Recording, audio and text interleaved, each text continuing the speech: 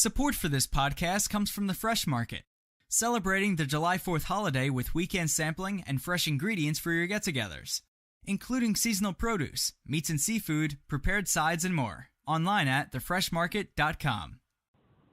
Blog Talk Radio.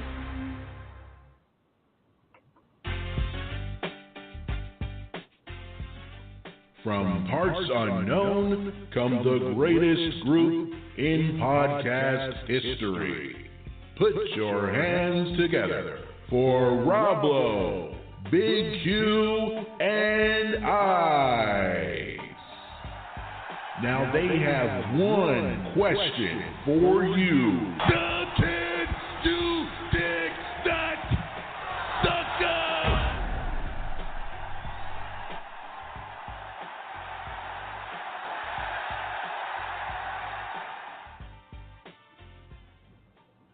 All right, we're back.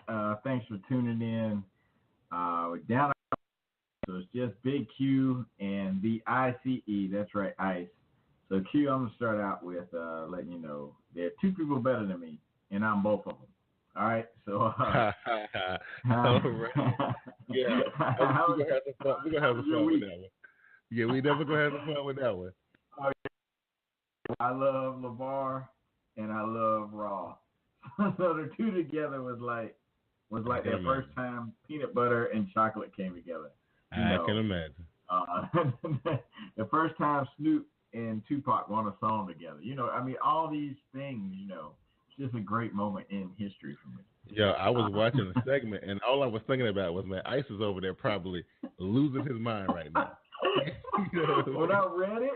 When I read that he was actually in negotiations to be on Raw, I was like, oh my God, like I jokingly said, he'll be on WWE, because his personality fits for sure. You know what I mean? In all seriousness, though, like, I don't know, we're going to talk about it in a little bit, but I'm just saying, like, LeVar is in the WWE, you're right. It's a perfect marriage. It's just, when we get that segment just didn't, okay. All right, I'm gonna let you go ahead and carry the rest of the show. I mean, let's be honest. There probably wasn't a lot of rehearsing, right? Because, like, number one, it wasn't enough time. I'm pretty sure they, this thing went up to the last minute to get them on the show and whatever, right. and they just happened to be in LA, and you know what I mean, and right. They were, so I'm pretty sure. But at the same time, like, my thing with it is, okay, the whole point of having LeVar Ball on the show is for him to do LeVar Ball stuff. And I'm all about it, and I thought it was great, right? I mean, even from him walking down the ramp to the banter between him and The Miz, great. You know what I mean? Like, but then, there's a certain, I mean, that was a very loose script. It was very loose, but he just kind of decided to do his own thing, and sadly, my opinion on it, I thought LeVar was very entertaining. Sadly, his baby boy, I'm not a fan of LaMelo at all. I'm just not. I just think that he kind of single-handedly ruined what would have been a great relationship between LeVar Ball and WWE. But LaMelo, come on, bro. He killed the whole thing. You know what I mean? No doubt. Yeah, my buddy texted me, he's like, "What you think about you being down?" I said, "Hey, no lie. If that was me and my son, and I don't believe in beating kids because I got beat growing up. So I'm not an advocate. But in that situation." Oh, you was gonna get whooped right there in the ring, and that's probably the one place I could get away with it, and everybody think it's part of the script. Especially when we got money on the line, potential money, and the things that LeVar Ball is trying to build, and it's crazy because even Lonzo, he played his part. You know what I'm saying? And I thought he did a pretty good job of playing his position. But LaMelo, you had one job, bro. One thing to do. Right. And, he decided to go into business for himself. Yeah. And I think LeVar, I'll say this. I know him taking his shirt off and stuff and start slapping his, I know it was a little hokey, but I think for him, it was playing up what he imagined. Right, like I'm gonna play this big character, and just be all in. Like I'm not gonna. Because some people, you see some people come out there and they're like so reserved. It's like the wrestlers are trying to bring something out of them. But that definitely wasn't the case Monday night. I don't know, man. I like I said, I thought LeVar. I mean, he kind of went a little. He kind of got off track a little bit, but he did what they brought him there to do, and I don't really have a problem with LeVar. I don't have a problem with LeVar. I don't have a problem with Lonzo. I just the reason why the segment didn't go to the way it was supposed to go was because of LaMelo, and we didn't. And LaMelo robbed us of the LeVar Ball, Titus O'Neil segment that we didn't get to get because of what LaMelo did. Yeah, but I have, gosh, I saw a video today, like David Otunga was talking about how much he loved Ball in the segment, and he said, he could definitely tell it went off the rails. He said, but he's actually like telling Vince to book a match with him and LeVar so they can have a program together for a while after he comes back. Now whether that happened, I don't know, but hopefully, I imagine the ratings were probably pretty decent. Just the amount of social media attention it got. And the fact that it ended up being a disaster, so it had more people talking about it than So maybe they will bring him back. Hopefully just LeVar. I think just LeVar. LaMelo, you need to go to school. Not only did LaMelo maybe cause a rift between his father and the WWE, so potential deals and stuff like I talked about before, but this was Lonzo's debut in the Staples Center, right? And you know what I mean. So I don't agree with the way LaMelo. Maybe the bright lights and all that stuff. Maybe it overtook. I don't know, man. But it just wasn't the right time for all that. Well, I saw some video like at the draft, and it wasn't like a TV camera. It was like, I guess, somebody's Snapchat or Instagram or something. Somebody that was at the table with him. So it had to be a family member or somebody close, right? And he was dropping that word repeatedly, LaMelo. Not in a derogatory fashion. They're gonna have to cut him off, man. They're gonna have to cut him off until he get his mind right. And actually he was talking, I think in the video I saw, he was like, we might be on WWE or something. You stop saying that word, dude. Maybe you don't know what it means, but somebody needs to educate you. For real, man. I mean, come on. I mean, I was enjoying the segment. It did get it went the wrong way. They had to shut it down. We got kind of robbed of the moment that it was ultimately building to, and and that's kind of sad. So, and I do think I enjoy kind of the setup they're trying to go for, like the Miz, and I'm Hollywood, and they're in Hollywood, and then he says, "Oh, you're not big enough for Big Baller Brand," but then to bring out Dean Ambrose, who is normally looks like he just rolled out of bed. Is that the guy you want repping your shirt? And I get he's feuding with the Miz. I get that. I think if Dean had got his stuff in, if he had got his stuff in proper, it would have been funny, because I think they had some completely different plan, and they didn't get a chance to get to it. Yeah, and you get to see. I saw some video footage during the break. I guess after they went to commercial and they were still in the ring and stuff, and Dean Ambrose was like, I really don't have no idea of what you just said, but hey, this T-shirt feels great, and he's, right, pumping it up and, talking about how breathable it was, and then he challenged Miz to the 6-man match or whatever. Right. But anyway, let's get to Raw. Let's start Monday night. Of course, LeVar Ball, big story. But what else stood out this week for you on Monday Night Raw, brother? Well, the main thing that kind of got me a little bit upset with Raw was the women's gauntlet match, man. That's so weird. Yeah,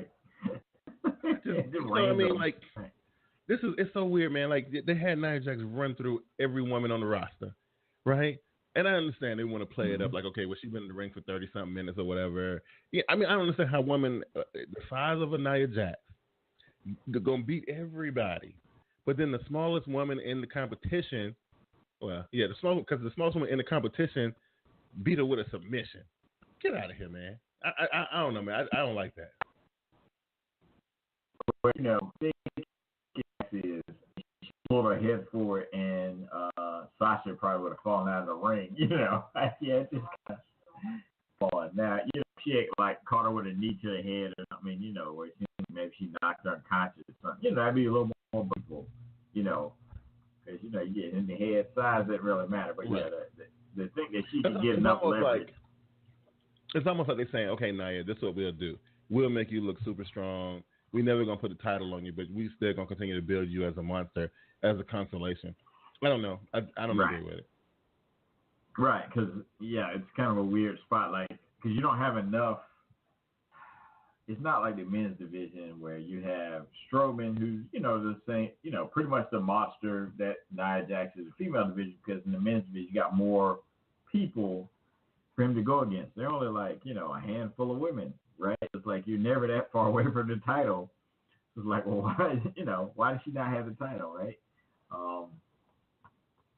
But if you give it to her, then, you know, what are you going to do with the other women? So it's kind of a weird problem to have, I guess, in a way. I guess so. What else happened on Raw? Let's see. Of course, Booker T's still around, so of course I'm happy about that. Let's see. The Hardys. Now, I will say LeVar Ball looks like he's in better shape than Matt Hardy. Well, yeah, he is. I do enjoy seeing Matt Hardy because if I was a wrestler, I would look just like that, but with shorter hair. Well, you got to understand this about Matt Hardy as well. So over the last year and a half, 2 years or so, Matt Hardy been getting paid for a gimmick that really didn't involve him having to be really, really physical. It was more of a visual, verbal type of, you know, thing that he was doing.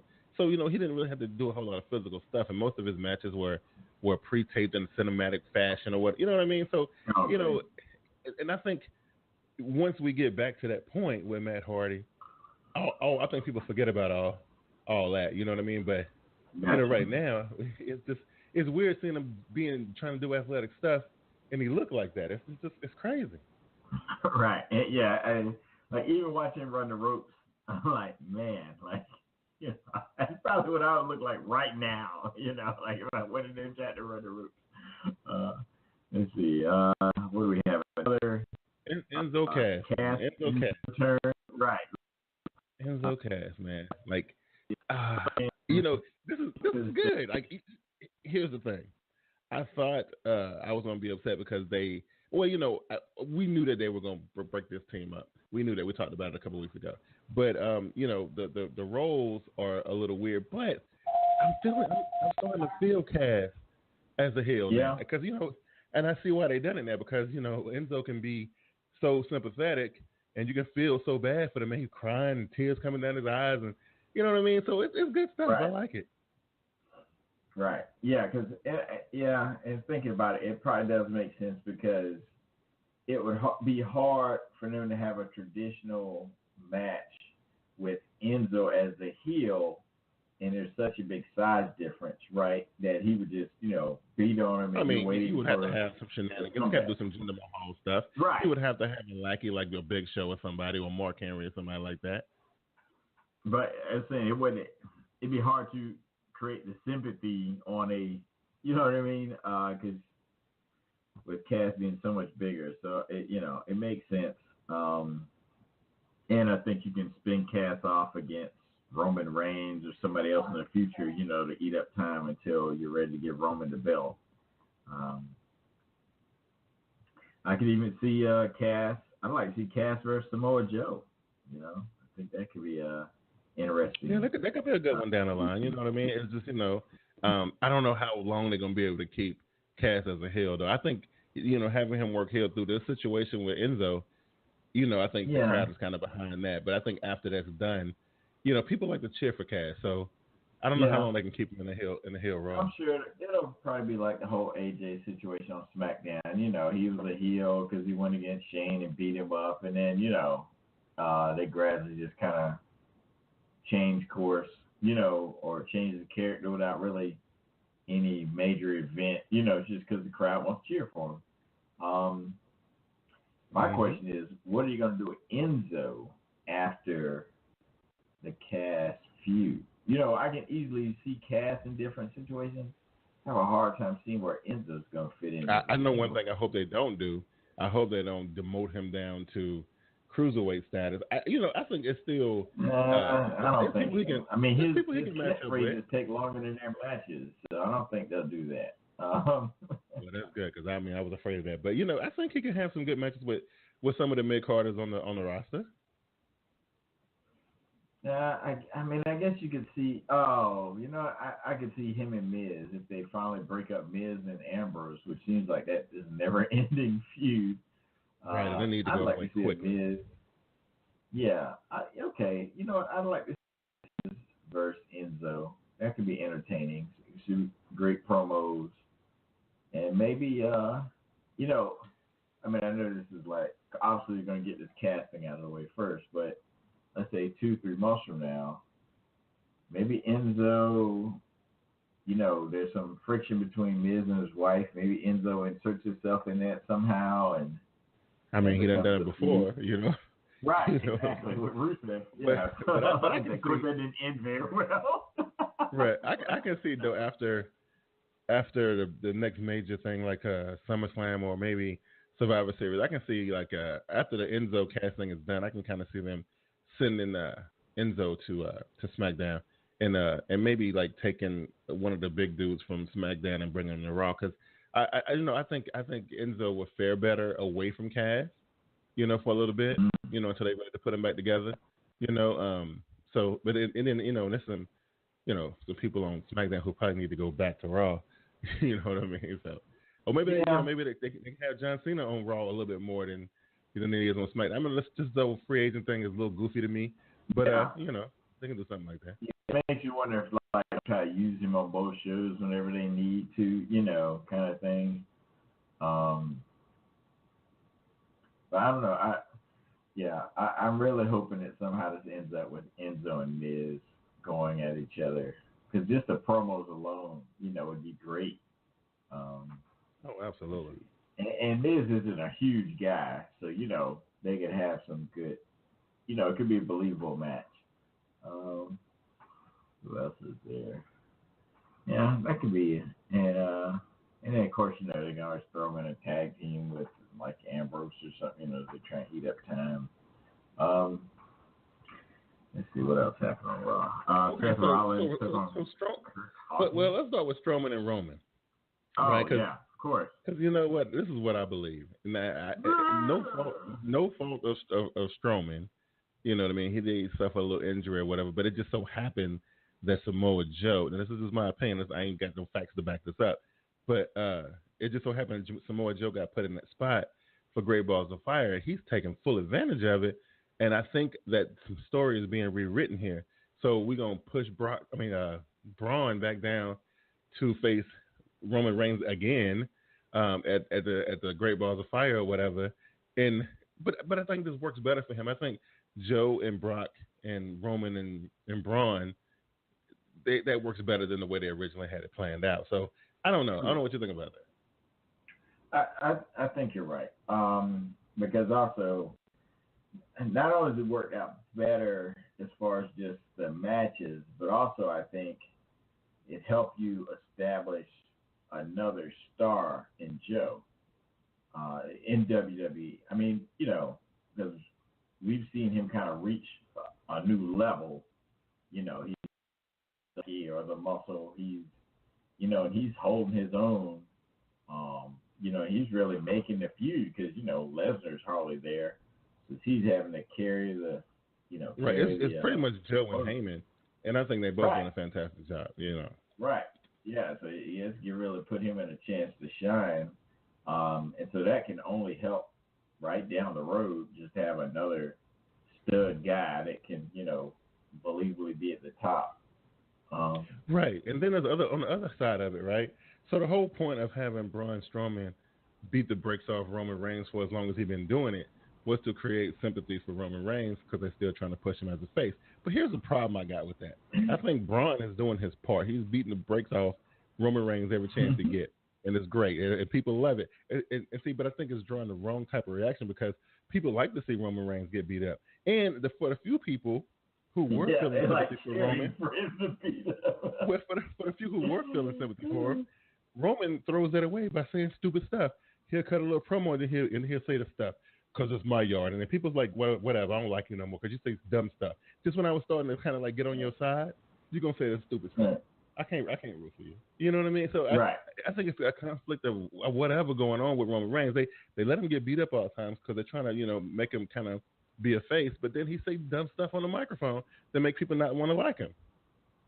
Man, his promos and body language definitely starting to seem heelish, and even like his new shirt of like him flying through to do the Superman punch, just seems kind of I don't know, a little overly self-centered. He ain't gonna sell none of those shirts. Man, ain't nobody buying that shirt. That shirt is white. No, it's like, like I had to even think about what is that supposed to be? Oh, that's supposed to be him doing the Superman punch. I don't know, it's really odd.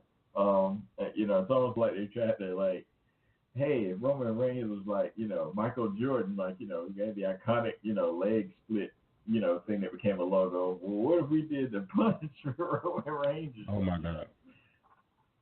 Looks like he's putting on some weight too. I could be wrong, but he looked a little chunkier to me or something. But one thing I never understood about this dude, like he's the biggest dude. He was a big dude. He was the muscle of the Shield, all this kind of stuff. And he always walk around with his chest all poked out.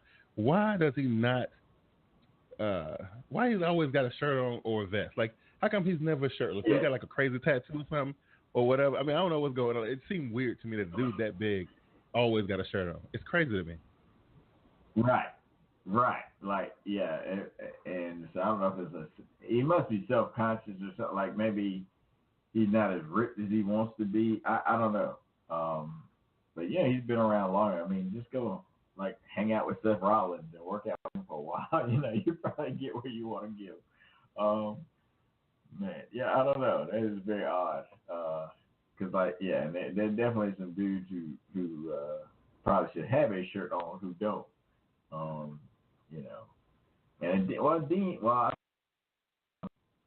But most time, he'll at least have on that look, that little dingy tank top. Right, and I've seen him, people rip that tank top off of him, and we've seen him shirtless quite a few times. But right. I think it's just kind of lack of muscle. I think right. But you doubt that Roman has muscle. But yeah, he's a lineman in college and stuff. So I don't know. I'm thinking that maybe he got like a crazy tattoo that they don't want to show. Maybe that's what it is. I don't know. It's weird. It's all these little things are the reason why they can't get over. And also I think with Roman, I think he's one of the guys that's probably more popular with kids and probably sells a lot of merchandise. So he probably wants to constantly wear a shirt or something because he's probably one of the best selling guys or whatever, merch wise. I mean, I'm pretty sure he is, but I don't know if he's selling more merch than AJ Styles, but he probably moving some units though. Yeah, because like that, and I think that's one of the things. I think they realized, what, we can keep booking him as a face, but people are gonna hate him. So let him go out there and act like a jerk, make people boo him a little more because he still gets a reaction. But we'll continue to book him this way because we really just want people to be interested and react, right? Whether or not it's the reaction we initially wanted doesn't really matter now that we kind of know how they're going to react to him. Right, it's like the John Cena thing, but kind of on a lower scale. Because like when people felt the way they wanted to feel about John Cena, but John Cena brought the big fight. Just like people feel the same way they feel about Roman Reigns, but he brings the big fight feel. And and I guess that's all WWE care about. Yeah, and I think the difference with Roman, because Roman didn't really wrestle right before he got to WWE, whereas a lot of these guys have to go to independence and that kind of thing. So they, I think, or at least especially back in the day when you had the territory days and stuff like that, guys had to learn how to get themselves over, for the most part, before they got to the big time, Right. Absolutely. I mean, Roman Reigns is a product of the WWE machine. You know what I mean? And I think the only other thing that was left on Raw, because the women closed it out, but it was the Gold Dust R-Truth thing that a lot of people are upset about. But yeah, but I know what they're doing because that's the whole. It was the whole point of Goldust bringing a cameraman because he wasn't going. This wasn't supposed to be no match. This was supposed to be him getting footage of him beating up R-Truth, right? Right. So the Right. fight ain't. People are upset because they thought it was supposed to be a fight, and I'm like, no. He told you last week that he was creating a masterpiece or whatever. You know what I mean? And so that's what it was, and people was upset about it. Yeah, that's a good point. Yeah, I guess this is going to culminate at. They'll probably have a couple matches, right? So probably the blow off will be SummerSlam. Probably. Yeah, they might get into a little something, and R-Truth might get back to have Great Balls of Fire or whatever, and then I think the real big blow off match will probably be at like SummerSlam or something like that. Right. Okay. Let's see. Seth Rollins took on Kurt Hawkins. I guess much of a match. Neville. Well, of course, that was more about him and Bray Wyatt, which, and I know Rablo and them was on here last week and they hit the nail. Like Bray, and I understand that Bray and he using the angle of there's one thing about this whole situation that is weird to me. Okay, Bray's supposed to be the heel. Seth is the face, the hero. He's the cover boy of the game. Now, here's the thing. In the game, he's being disrespectful by destroying all of the history of the WWE, right? Oh, yeah. Be no one, right? Set it on fire. Yeah, I'm going to burn this place down. He disrespecting everything. Bray Wyatt is telling him that, all this rah-rah stuff you come out talking about be no one, all that ain't really you, right? And I think there's some truth to that because it's like Seth's face push seems real forced. Like it's almost like Bray is seeing that. It's like, you know what, like, dude, you trying to be a face and you ain't deep down, that's not your Steve. You know what I mean? And so I mean, on that dynamic alone, I think that's what's powering this feud, but it ain't real interested in nothing. It's just, why have Seth destroy all the history, do bad stuff, but then you still present him as a heel. And then you had a heel call him on it, but you still treat him like a heel when he really telling the truth. It's a weird dynamic. Yeah, I really think the best character for Seth Rollins is a heel who is trying to present himself as a face, as like the crowd, like he thinks he's smart enough to fool the crowd, but everybody can see through it, and they still fool him. That would be the perfect thing. Like he came out like all white,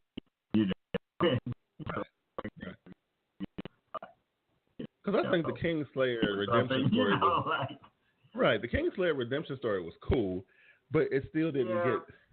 It's like it was cool because it wrapped up this whole dynamic between him and Triple H, but you can only live off that, But people still don't look at Seth as the guy who turned on his boys, right? So, and that's the reason why, like, we're not really gonna fully believe what Seth is selling, and that's what Bray is saying. Like, dude, we saw what you did a couple years ago.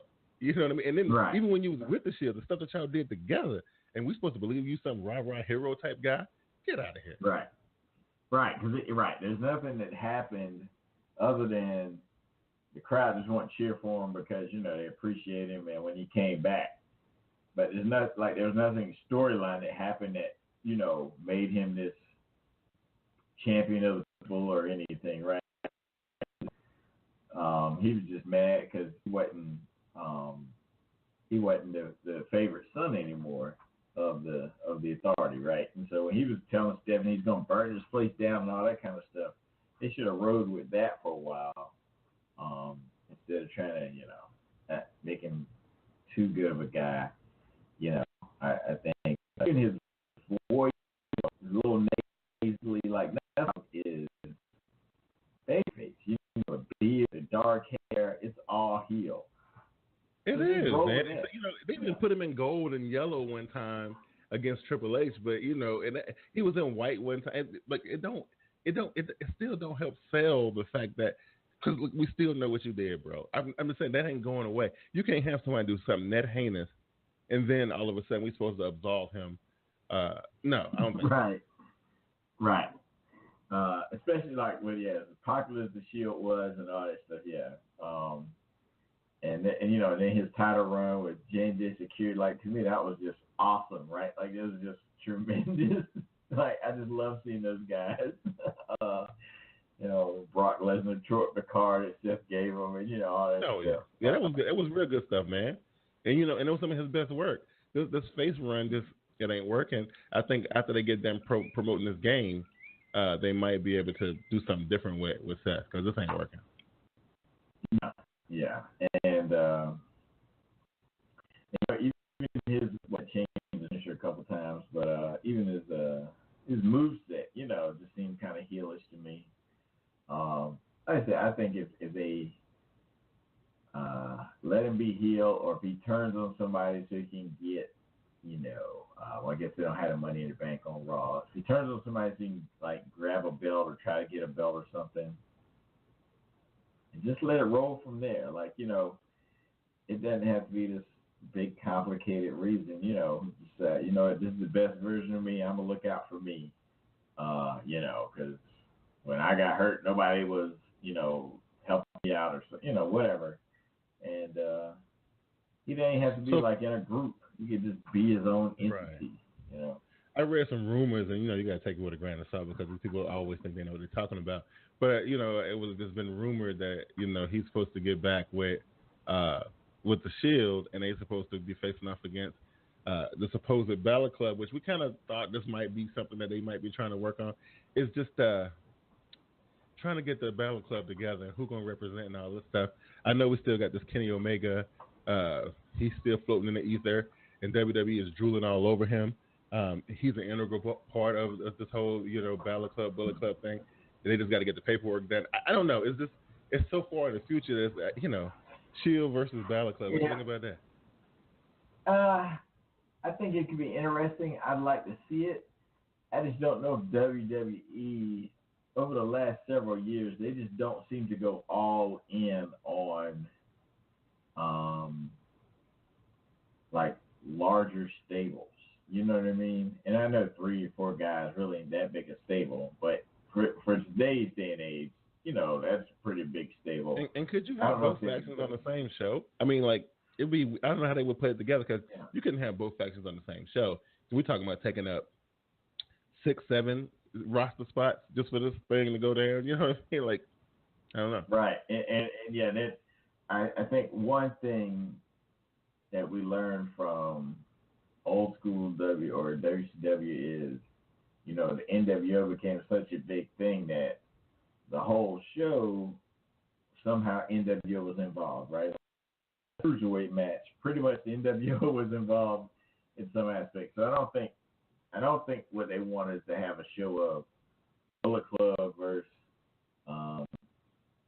the Shield. I just think because after like a month or 2 of that, then what happens and where does everybody go? Like we just pretend none of this stuff happened. Right. Even like when the Shield first broke up, and all of a sudden Dean Ambrose is dirty and wearing a white beater to the ring. Like what happened? At least the other guy did kind of well, I guess Roman never really transitioned away. No, Roman didn't change at all. The other 2 had to go and do other stuff, and so right. It was weird, but it is what it is. I don't know. It was just some stuff that I was thinking about, but I don't know. WWE seemed to be absorbing a lot of talent now. They got a lot of stuff going on. I don't know what they're gonna do with all this talent they're acquiring, but maybe they got some short-term stuff planned for maybe 6 months or a year for certain people, and they just don't keep them around that long. I don't know. Well, and I'm excited. You got that Mae Young thing coming out, Mae Young Classic, and one of the people in it is going to be Tessa Blanchard, Tully Blanchard's daughter. Yeah, absolutely. Magnum Kid's stepdaughter, who actually a few years ago was wrestling in my old town, Union, South Carolina, in Trans South Wrestling. Which is, and that's like she made an appearance either on TNA or she made a TV appearance on something. Oh, I don't know if it might have been I don't know. I remember seeing her on TV. I don't know if she made like an appearance on TNA or Ring of Honor. I know she made she hooked up with somebody for a minute. Yeah. Yes, but it gives me hope that somebody can start out in Union and make it all the way to WWE. So we make stars in Union basically, I guess what I'm trying to get at. But I was trying to get it. Well, we had Show Benjamin coming out of Orangeburg. You know what I'm saying? It ain't real close to Rock Hill, but it's close. It's close enough. And then we got to, of course, have a few people from Charlotte. So. Yeah, and I'm sure if I rack my brain, I'm sure I could think of somebody from Rock Hill who's made it. I know. What's this? It's from Fort Mill. I can't recall the name right now. Like old school guy. But anyway, long story short, let's get on to before we get to SmackDown, let's take a moment, plug your Twitter account, and we can't forget the launch of the best live NFL show on YouTube. You got to tell us where we can find all that great stuff. Well, first of all, you can't really walk around calling the best of anything without a lot of backlash. So we like to go with the word dope, right? We go with dope. That's what we say. We say dope. Is that what it's safe? Your show is the best. How about that? Can I say your show is the best? Okay. It's okay for everybody else. We can't say that for ourselves. You know what I'm saying? So it just ain't right. Anyway, you can follow me on Twitter at Team Boy TV next Wednesday, 8:00 p.m. Eastern. Me and my boys get back together for the first time this season, and we kick off our 2017 divisional breakdown series, where we're starting with the NFC South by popular demand. There's a lot of drama went down with the Atlanta Falcons fans, and my boy Glass done ignited a fire, but so they want to see it, and we're gonna give it to them. Originally, we was gonna do a doubleheader. Originally we was gonna do a doubleheader. Brother. But we're gonna keep it to the NFC South because we got a feeling it's gonna be a pretty long, drawn out show. Plenty of audience engagement, and you can find that on any of the Team Boy TV channels, YouTube, Facebook, Twitter, Periscope. Also, hopefully, I don't know for sure if we're going to be ready to go live be like the first ones to go live on Urban Arena, but that's something to think about. We still got about a week to think about that. And but yeah, we'll be ready to go. It's should be exciting. All right. So I'll definitely be tuning in. And I'm glad to start NFC South because just with the quarterbacks in that division, anybody could really win it. You know what I mean? You got, every team has a stud quarterback. It's gonna be exciting, man. It's gonna be really exciting to do, and I can't wait. Yeah, and now of course when you get to the main event, talks of NFC East, you gotta reach out to your boy, the ICE, also known as Eagle Eric on local radio stations here in Charlotte. Right. But hey, you know what's funny? For the past 5 years, it's been tradition. We always used to start off with the NFC East because we used to call it the Glamour Division, and it was tradition to kick off the show. The series with the NFC East because there was so much comedy in that division. But this season we got outvoted by the fans, and we're starting to do. Okay. All right. So now, are y'all gonna be rocking like rompers, male rompers for the first show, or? That's another Carolina Panthers joke. or I know what y'all gonna do. Y'all gonna get way ahead and then fall behind and let the AFC East overtake you or something. Wow. Okay. Yeah. I don't know. Rocket fans, man, I like that one. Guys, what was I watching? Is it Atlanta or I can't remember. It's some baseball game and they have like this guy. Party Entertainment is this guy who he races, I guess, a random fan they pick. And they let the fan get like a big lead. This guy basically walks him down and beats him. And wow. This dude had on a Brave shirt. And he thought he was about to win. And he might have won if he had to start looking in the crowd like, waving to people or whatever. And then when he realized the professional had caught up with him, and the dude's wearing like a silver suit or something. I think they call him the streaker or something, He's wearing some kind of costume, he's running in. But, he's booking it. And so when the guy realized the dude was about to pass me, tried to speed up, and then he just fell flat on his face right before the finish line and then lost. And so I was like, man, if he had on a Falcon shirt, that would have been like the Super Bowl summed up in like 10 seconds, right? Sounds like a perfect representation of the Atlanta Falcons to me. But anyway, let's get on to SmackDown. We'll talk football. You know, of course, I love the NFL. Starving for it to come back. So, sorry, got off track. But, all right, SmackDown, of course, the big deal, the Women's Money in the Bank rematch. You know, Daniel Bryan decided to have a second Money in the Bank ladder match because, you know, Ellsworth obviously interfered in the first one and actually pulled the briefcase down. So I enjoyed Carmella's promo. I'm glad to see her character sort of get some time and really sort of find footing for her, so we can kind of, at least for me, this first time I really had a chance to kind of get to see her sort of express herself, and she, you know, I think she was doing a great job. I really like her kind of digs at the other women last couple weeks. You know, I think she's kind of coming into her own a little bit. She is, man, and you know, and to get her out of that whole mean girl, you know, stupid stuff that she was doing before, to really doing some, you know, this is good for her, you know, and I knew that we was gonna get the same result in this match as we got at the pay-per-view, because I feel like WWE wanted to go in one direction, but all the public and social backlash kind of made them, I don't know, I feel like they backtracked, you know, and just did the match over just to get people to shut up about the finish of the last one, and they didn't really get to execute what they really wanted to do. I just, this is the way I feel. I don't know if that's the true or not, because if that's not the case, then I feel like the pay-per-view was a waste of time, or you know what I mean, like we get the same result. It didn't really, you know, even in the women's championship match, same result. Like it's the same thing. Like I felt like they just felt like they made a mistake at the pay-per-view and they just tried to rectify it, and now we can really get into something different. I don't know how you feel about that. I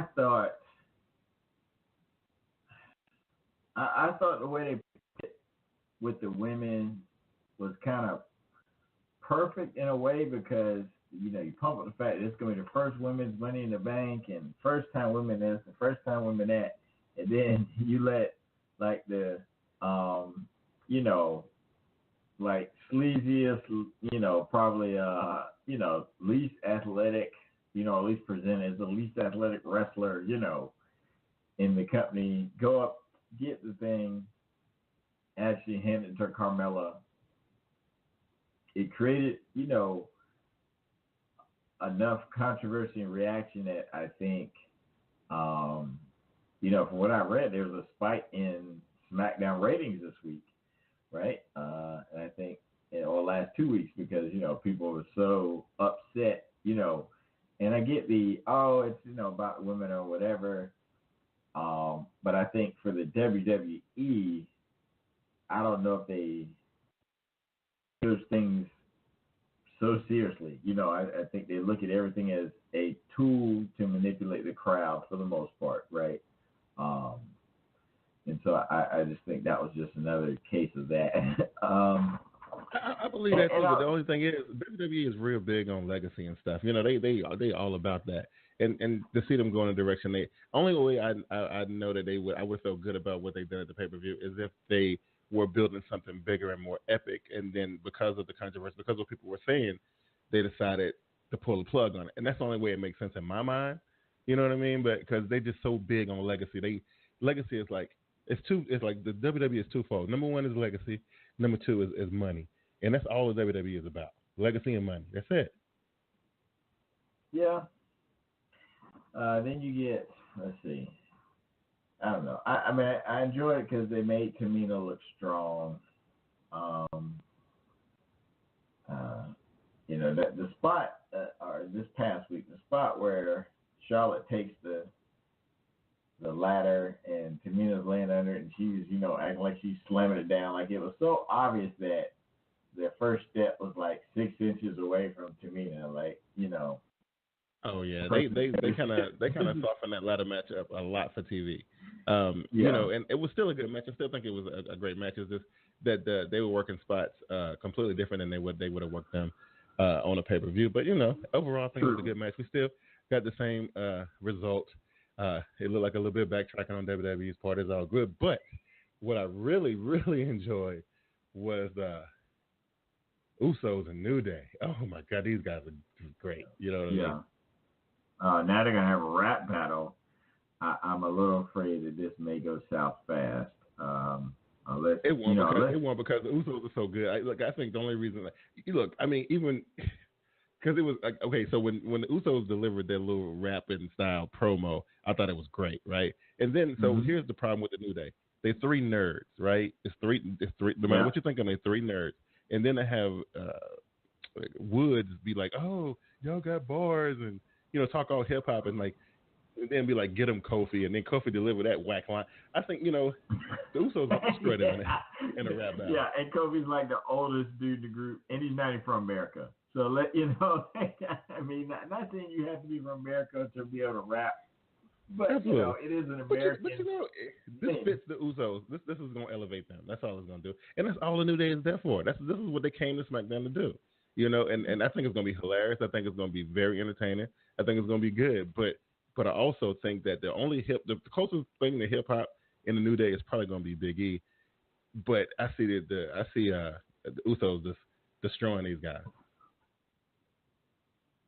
What you think, Oos? Oos Penitentiary. I don't think it's time for the New Day to win the belt. To me, they held it so long on Raw. Let them wait a while. If you're going to give them the belt, let it be at WrestleMania or after that. I definitely think it's time to build up some other teams. And I really think before New Day gets the belt, you got to find a way to get Breezango back. Oh yeah, even if they only have like a 1 month reign, they gotta get them titles. I think we'll see them as champions, but I see them being the ones that the New Day take the titles off of. So that's the way I see it. Yeah, because just the promos for a New Day Breezango feud could be hilarious. As long as they, don't get too corny. But did you enjoy the Miami Vice? It's gonna be corny. It's gonna be corny, but it's gonna be good. Well, I mean, but there's a way to be as long as it stays fresh. You can be corny, but still be fresh. And I think on Raw, the New Day had kind of run out. There wasn't anything for them to do at WrestleMania. But when they did the thing with the Fashion Files and stuff, it was corny, but it was fresh, and it was different. Let me fantasy book for you for a second here. Let me see if I can get this passion. So Breezango was looking for who keep trashing their office, right? And they got they got evidence of they did a sketch of the people. It didn't match their ascension. So what if this goes on for months and months and months throughout the summer or whatever, and we find out later after they become champions or whatever that it was a New Day all along. You know what I mean? And that sketch only had 2 people in there, 3 people. Right. So I don't know, but it did look like they used black markers, so I guess it could be right. And I think the New Day wouldn't even have to turn heel to play that part. I think because it's a comedy thing. I think that they can still be faces and all that. But I don't know, it's just something. But you're right. The sketch only had 2 people in it, so I don't know. Yeah, and sketch. Yeah, it looked like my 3-year-old. He probably could have done better than that, but which is so funny. Let's see what else happened on. Of course, Naomi wins in a, I guess, modified squash. Yeah, that was a squash. That one. I'm gonna tell you something that did entertain me. And I was surprised that I was actually entertained by. Sami Zayn made me laugh this week. Maria Kanellis and Mike Kanellis come out and. It's just watching Sammy do that entrance and the way he was looking, that was funny to me. I thought that was pretty entertaining. Yeah, I thought about Rablo. I was like, this is the most entertaining thing I've ever seen from Sami Zayn. It's because of the other people. But, I did think about. And let's see, then he goes against Baron Corbin, who beats him.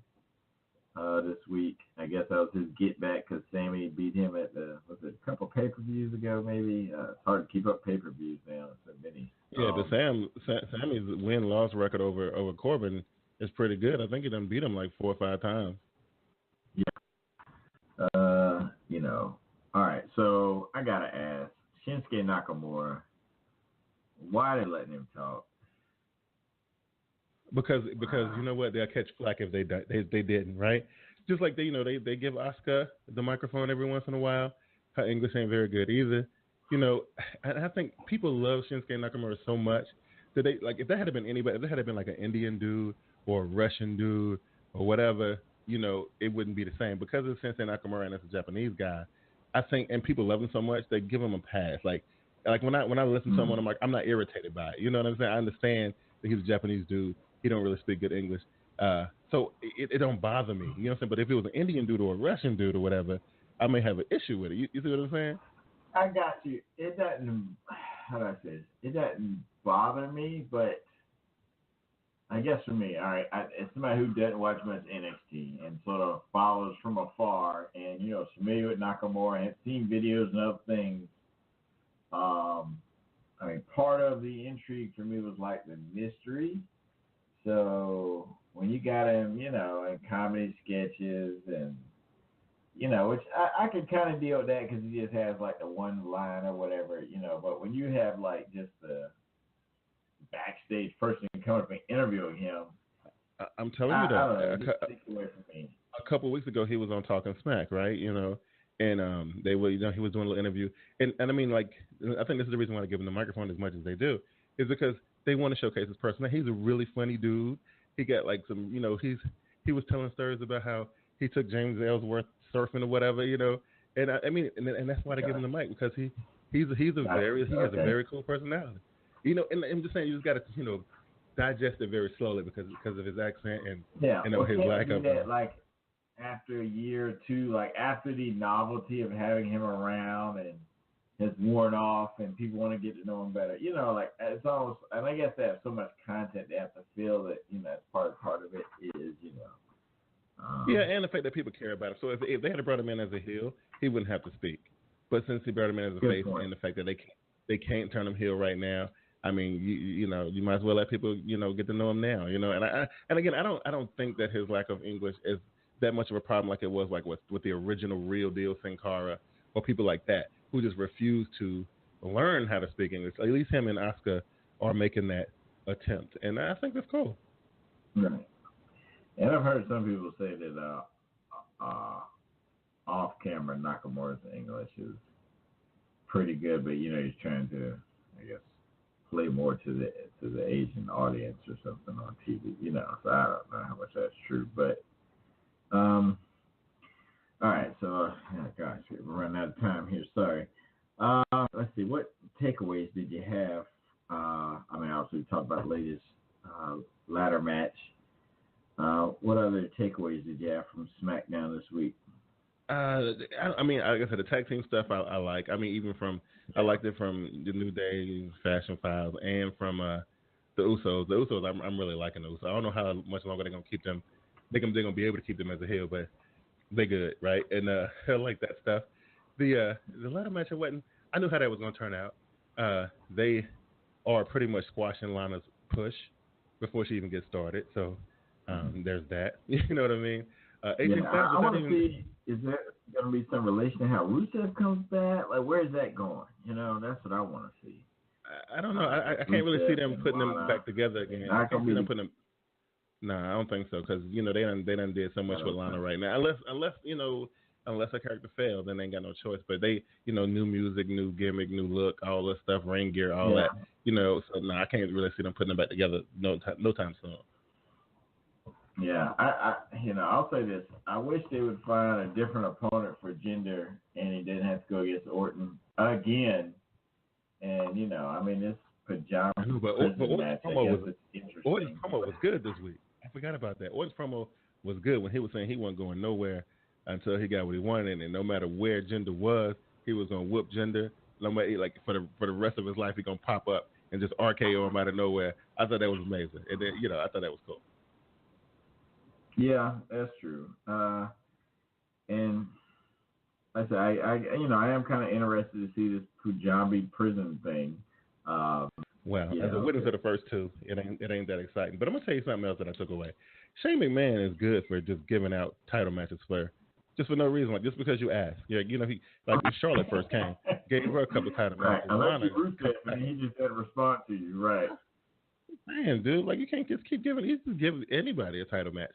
But this Punjabi prison match probably be better than the first two because they're using guys that are smaller and a little bit more athletic. But you had the Big Show, Undertaker, in the first one, and then you had Great Khali and Batista in the other one.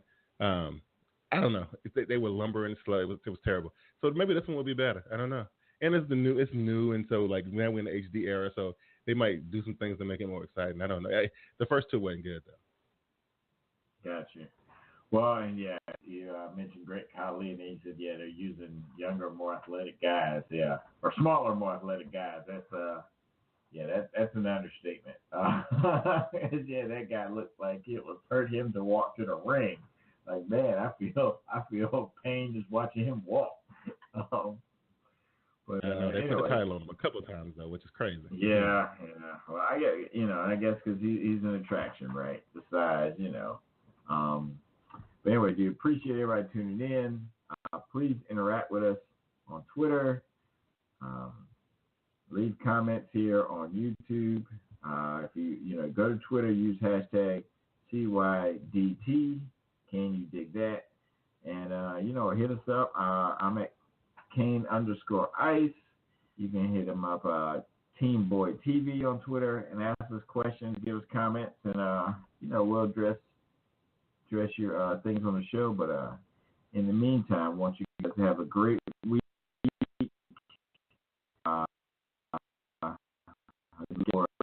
Starting July 4th, 5th, right? July 5th. All right, so make sure you look for that. Going to be some exciting stuff. You're going to love it. And, hey, have a great week. Keep enjoying wrestling, man. Oh, there you go. Okay. All right, now bring in LaMelo. No, I'm kidding. I got to drop the N-word on here.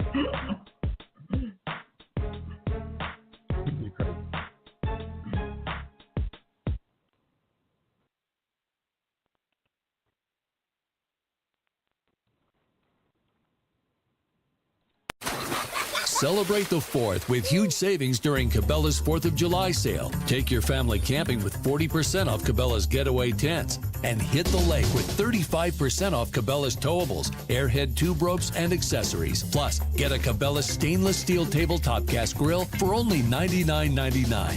While you're here, check out our sidewalk sale. We've got huge savings on hundreds of items with new gear added daily. Find these fantastic deals and more at Cabela's. Celebrate the 4th with huge savings during Cabela's 4th of July sale. Take your family camping with 40% off Cabela's Getaway tents and hit the lake with 35% off Cabela's towables, airhead tube ropes, and accessories. Plus, get a Cabela's stainless steel tabletop gas grill for only $99.99. While you're here, check out our sidewalk sale.